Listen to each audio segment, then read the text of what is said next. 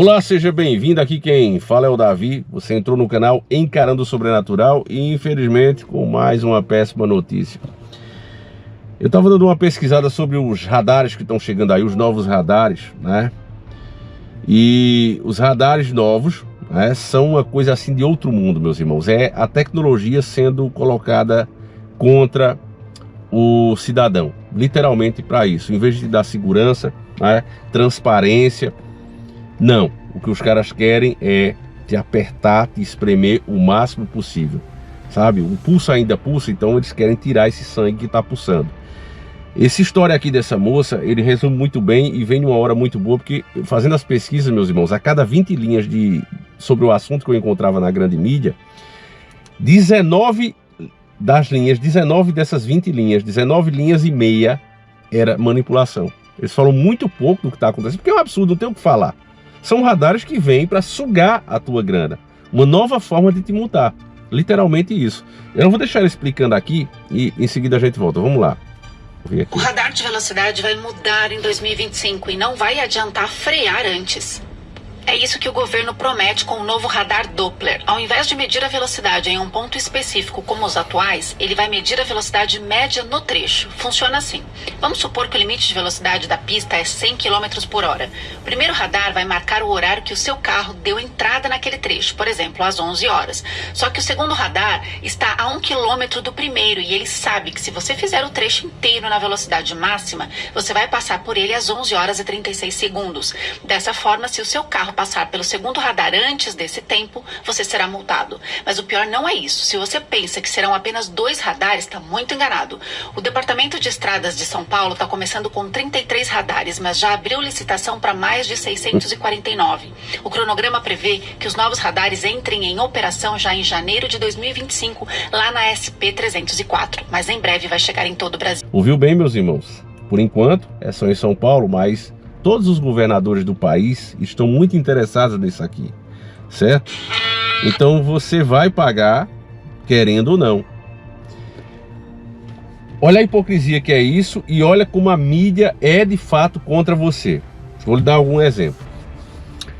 Você compra um carro desse aqui, que travado, é um carro desse 2010, com o bloqueio de fábrica, ele dá 250 km por hora. Esse carro desbloqueado chega a mais de 300. Uma Z900 daquela ali, que não é nem uma Speed, é uma moto naked, ela passa dos 250 fácil, chega uns 260, 265. Então, resumindo, você pode comprar um veículo que atinge essa velocidade, mas você não pode usar. Aí eles vão dizer, mas você pode usar essa velocidade em um autódromo. Isso é uma puta de uma hipocrisia. A maioria das cidades do Brasil não tem autódromo, certo? E se a finalidade do veículo fosse essa, ele deveria ser vendido apenas para autódromo. Se é um veículo que vai rodar nas ruas e as ruas só pode andar a 110, todos eles deveriam vir bloqueados a 110 ou não. Então isso é uma puta de uma hipocrisia. Agora, você entendeu bem o que o vídeo falou? Eles vão calcular agora o seu trajeto na velocidade máxima daquele trajeto. Então você passou por esse ponto aqui. O máximo que pode rodar nessa via é 110 e você chegou no segundo ponto, né? A mais do que o cálculo dá. Então vamos dizer que para chegar do ponto A ao ponto B, você levasse 1 minuto, certo? Rodando a 110 é o máximo que você pode fazer. Você só pode ser rápido a esse ponto, de fazer esse trajeto aqui em 1 minuto. Aí você, fez em 59 segundos, já sai a multa. Então aquela história de, eu vou dar um pezinho porque eu tô atrasado, né? Dá uma aceleradinha aqui, uma corridinha, porque eu tô atrasado, picha, tô vendo tudo, não tem perigo nenhum, vou dar essa aceleradinha, vai sair a multa. É isso aí que vai acontecer. Agora, por que eu digo que a mídia é tua inimiga? Porque em outros lugares que tentaram fazer esse tipo de coisa, as pessoas iam para cima, protestavam, algumas chegavam até o ponto de vandalizar esses radares, né? Mas o brasileiro, ele aceita tudo. Ele aceita tudo como se fosse bom para ele. Ele acredita nas narrativas da mídia. Por exemplo, essa matéria aqui que eu vou mostrar para vocês, ela é da nova rede do Ratinho, né? Rede Massa, certo? Londrina. E a mídia tá mentindo aqui. Eles estão dizendo o seguinte, ó, passageiro entope vaso durante voo e fedor incomoda. Aí lá vem o cara, né, com uma roupa toda apertada, parecendo uma marmota, uma pamonha mal amarrada, né? Olha o palhaço. Parece que é um rato caminhando aqui dentro. Ó. Aí ele vem fazendo uma gracinha, vem falando aí, né? Palhaço. Vem falando. Ó, escuta. Tava vindo de Paris pro Rio de Janeiro. E no meio do voo, o homem não aguentou, a buchada veio, fez truque, troque. Só que o fudum foi tão desgraçado. Mais tão desgraçado. Mais tão desgraçado. Que o piloto da cabine falou, não dá pra continuar o voo. Aí... O brasileiro, ele adora piada, né? Ele adora gente que faz humor. Tem um monte de youtuber mesmo que só fala merda com merda, mas faz um humorzinho, uma caretinha, uma coisinha engraçada e continua tendo muita visualização apesar das merdas que fala. Então é a mesma coisa. O cara vem mesmo parecendo uma marmota, ó. Ó, tá vendo? É proposital isso aqui, é pro povo se identificar com ele.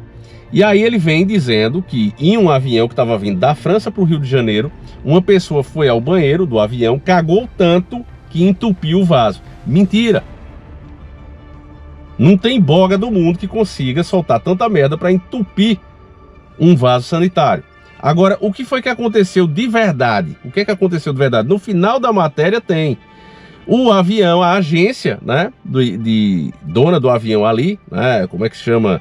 A companhia aérea não fez a limpeza da aeronave como deveria, certo? Porque aquilo ali é como um ônibus, né? Tem ali como se fosse uma encanação embaixo e como se fosse uma fossa, um reservatório, como se fosse um tanque de combustível, só que é um tanque de merda, de dejeto, né? E esse tanque tem que ser limpo com o tempo. A aeronave não fez essa limpeza e encheu. Foi isso que aconteceu. Não foi o cara que cagou tanto e entupiu, como esse palhaço, né, falou. O que aconteceu de verdade foi isso. No final da matéria ele fala aqui, ó.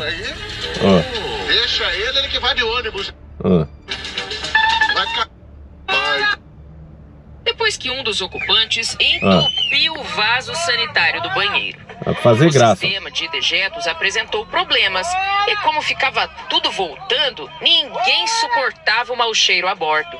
Na capital cearense foi feita uma limpeza especializada com um caminhão rebocável que drenou os dejetos e, enfim, o avião seguiu viagem. Tá vendo? É um bando de palhaço mentiroso, mas faz graça. O povo adora ouvir isso aqui. O povo fica rindo. Eita, o cara cagou pouquinho, né? Não, idiota. O sistema encheu, certo? E a mídia manipulou você. Eles fizeram piada, né? Eles fizeram a resenha todinha, narraram, tudo isso para não dizer que a companhia, né, foi omissa, foi incompetente, não fez a limpeza desse reservatório. Quando o rapaz foi, encheu logo com ele, e aí precisou fazer essa limpeza para poder a aeronave continuar. Mas isso é o típico caso de acontece um acidente e seja o que for, a culpa é sempre sua. Você perguntar, mas olha, e os IPVA, IPTU que a gente paga? Porque as cidades são feias, as cidades estão destruídas, a maioria, né? Se você mora numa cidade bonita, parabéns, porque é raro, né? Você entra aqui na cidade, você vê ali, os bairros principais sempre são bonitos, né? Mas aí, no geral, quando você pega as ruas em geral, você vê a bagaceira que é. Muitos lugares nem saneamento básico tem. E o dinheiro do IPTU vai para onde? O dinheiro do IPVA vai para onde? As estradas, péssimas condições, não tem novas rotas, porque vamos colocar aqui, num trajeto de 150 km, você passa ali por 10 ou 12 cidades, certo? Deveria ter outras rotas, para que o cara que fosse para o ponto A e o cara que fosse para o ponto D não precisassem passar no mesmo lugar, já que as cidades, né, ficam em pontos diferentes. Mas o que é que eles fazem? Jogam tudo na mesma pista, ou seja, na mesma estrada, né?